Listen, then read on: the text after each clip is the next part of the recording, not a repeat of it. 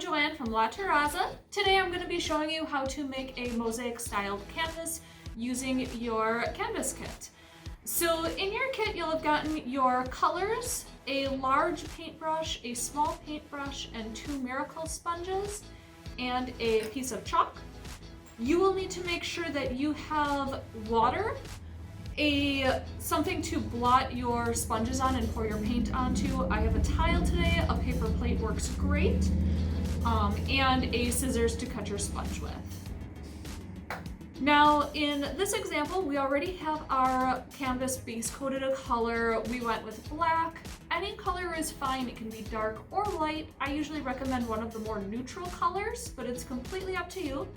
Whatever color you base coat is going to be the color that's showing through your tiles. So this is just going to be those lines that show in between. So whatever color you want those lines to be, that's what you want to base coat. And when you are base coating, sometimes it helps to water the paint just a little bit.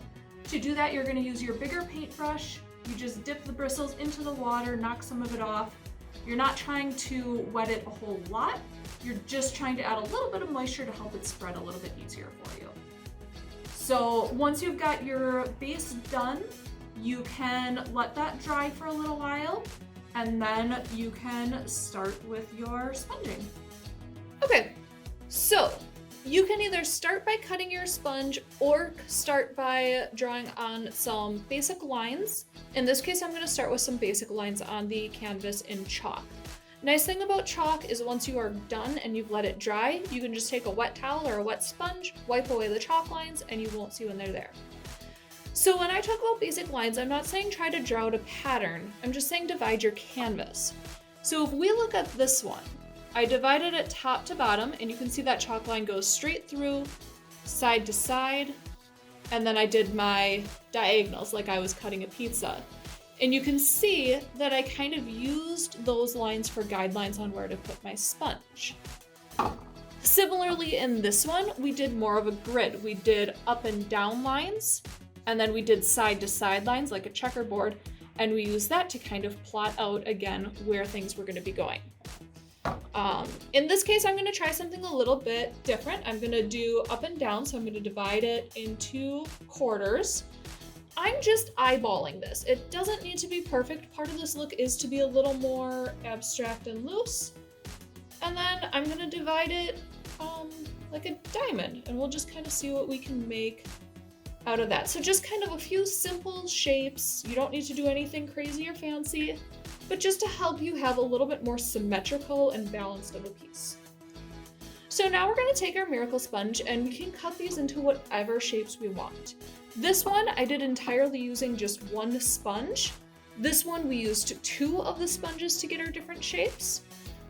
So I'm gonna start by cutting this one in half the long way, 'cause triangles are a nice easy shape. And then maybe I want a smaller triangle to work with as well, so I can cut that again. So now I have 2 little triangles and 1 big triangle. And this one, let's see if I can get kind of those diamond shapes. So I did that by cutting off the corners. The cool thing with the miracle sponge is all you need to do to get it more of a sponge and less of this compressed texture is dip it in some water. So I take my water, I dip it in, and it just soaks right in, comes out as a sponge, and now I'm ready to create however I like. Now when you put your sponge down, a lot of times you want to use 2 different colors and let them mix together. That's how we have more variety in our squares instead of them just being plain solid. So I'm gonna pour out my purple and blue first. Purple and blue are next to each other on a color wheel, so they're gonna mix together nicely. So I got both my colors on there, and I'm just kind of like smushing them together. Rotate my sponge. You can see you get kind of like a fun mixture. And now I'm gonna look at my lines for inspiration, and I'm gonna start by going up this middle line.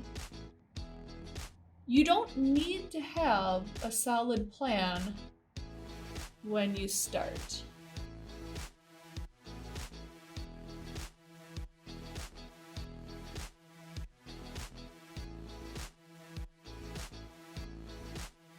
So now I could go in and add more with these, but I think I'm going to use a smaller one. And this time I'm going to mix my blue and green. Again, blue and green are next to each other on the color wheel. I get my small triangle wet in some water and boom, magic sponge. And I'm gonna go in and I'm just gonna fill in between those triangles that I just did. So again, you're just kind of seeing where you see patterns and fill in however you like.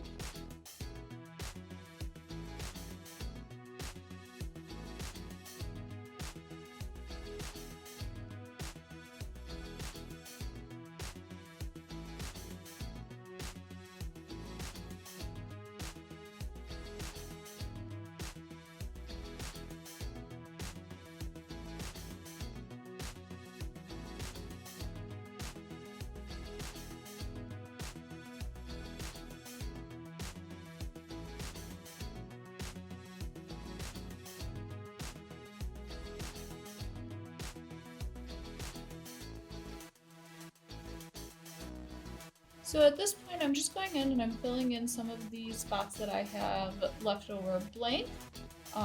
Basically, I did my pattern with the brighter color so that really shows up. And then I'm using this darker color that's going to be a little more subtle. That way there's still something going on over the entire piece, but it doesn't take away from the pattern that I did. Alright, so to wipe off your chalk lines, you can use a sliver of your sponge that you didn't use before or use a wet paper towel. Do make sure it's completely dry. If it is wet, you're going to smear everything you just did. And then you can just, with a little bit of water, oopsies, that's exactly what I was talking about. Well, if that happens, I'm just going to go in and wipe off some of that wet paint. If you wanted to, you could repaint that section your background color and go in, but you can see when it's still wet, I can actually kind of scrub away a lot of that paint. So yeah, don't do what I just did. Make sure that yours is completely dry.